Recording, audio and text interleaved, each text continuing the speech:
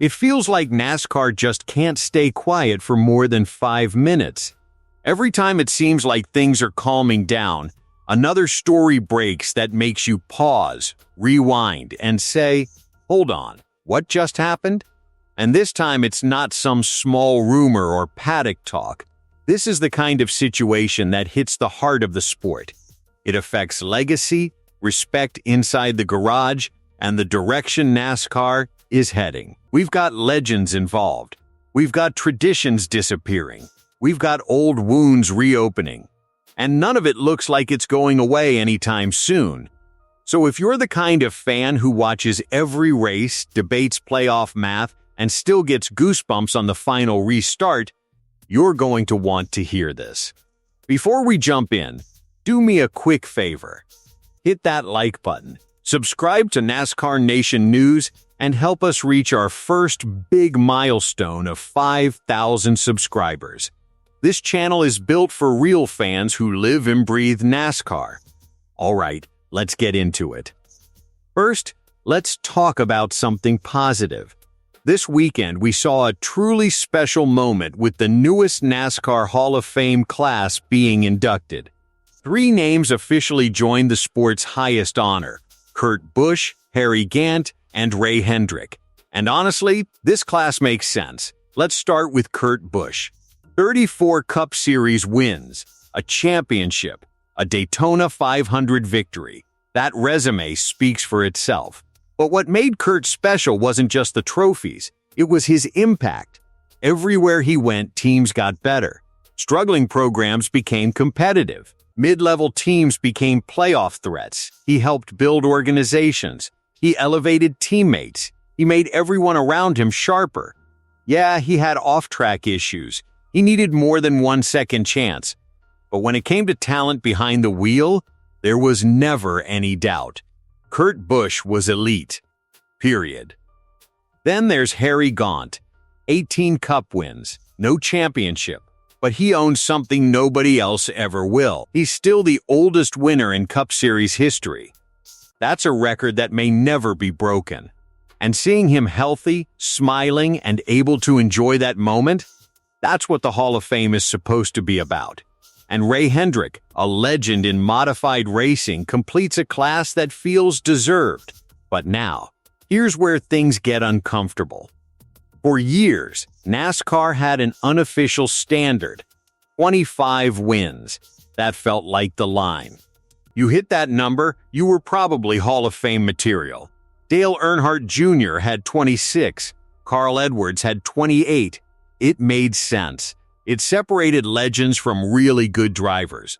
But things have changed.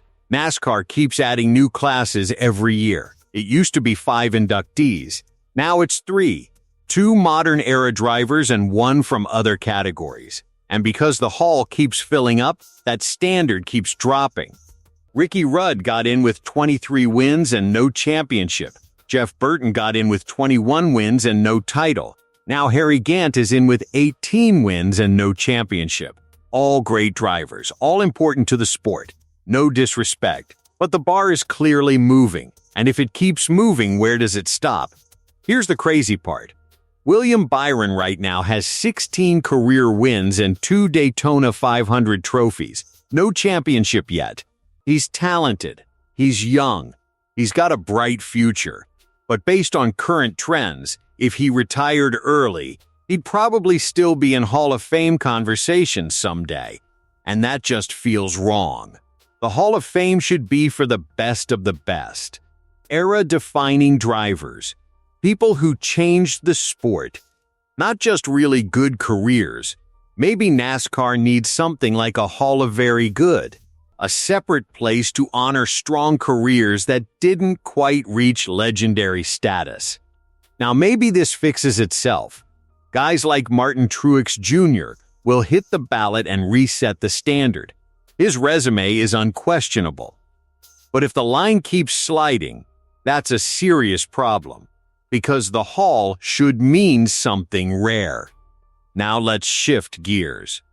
And this one hurts. Throwback weekend at Darlington, as we've known it, is basically over. It's been confirmed that teams will no longer be required to run official throwback paint schemes for the spring Darlington race. Yes, Darlington will still honor history. Yes, there will be legends, tributes, and celebrations. Yes, teams can still do throwbacks if they want, but it's no longer the main focus. And that's disappointing. Throwback weekend was fun. It was creative. It gave the race personality. Fans loved comparing schemes, arguing about the best ones, making fun of the bad ones. Let's be honest, that was half the fun. But here's the business side.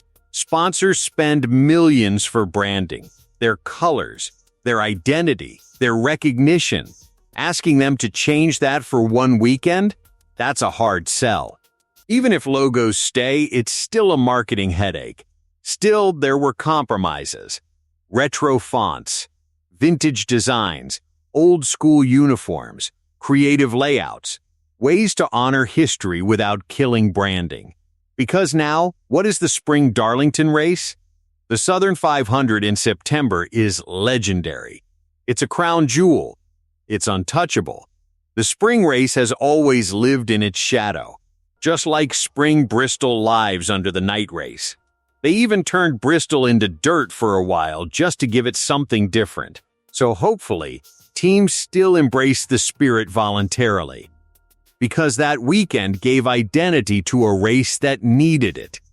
Now, let's talk about the real bombshell. Richard Childress has finally spoken publicly since the antitrust trial, and he's still angry. For anyone who forgot, that trial got messy, really messy. Leaked text messages from NASCAR executives came out, messages that were allegedly insulting and disrespectful toward Childress. That crossed from business into personal. Then things got worse. During the trial, NASCAR lawyers revealed that Richard Childress only owns 60% of his team. The other 40% belongs to an investment group. They also showed that he had explored selling his stake. That information was supposed to be private, protected by NDAs. When it came out, Childress was furious. On the stand, he demanded to know how they got it. Eventually, the lawsuit settled. 23XI Racing, Front Row Motorsports, and NASCAR reached an agreement. But one question never got answered. How did NASCAR get that confidential information? And will anyone face consequences? In a recent interview, Childress said that if he spoke freely, it would have to be bleeped out. He said the attacks were personal. Then he said this, "I'm like an old elephant. I don't forget." That doesn't sound like someone who's moved on. So now people are wondering, does he take legal action over those texts? Does this turn into another lawsuit? Is this story really over? Because right now, it doesn't feel like it. And when you put all this together, you've got Hall of Fame standards being questioned. You've got Darlington losing its identity. You've got a legendary owner still angry over how he was treated. That's not stability. That's tension. But strangely, it also shows how alive this sport still is. There's passion. There's conflict. There's tradition. There's business pressure. There are legacy debates. And fans care. We want the Hall to mean something. We want races to feel special. We want respect in the garage. So now I'm asking you, is the Hall of Fame bar too low? Are you disappointed about Throwback Weekend? Should Richard Childress take this further? Drop your thoughts in the comments. I really want to hear what you think. If you enjoyed this breakdown and you like honest NASCAR talk, hit that like button and subscribe to NASCAR Nation News. We're brand new and we're pushing toward 5,000 subscribers. If you're a real NASCAR fan who wants real conversation, you're in the right place. I'll see you in the next one.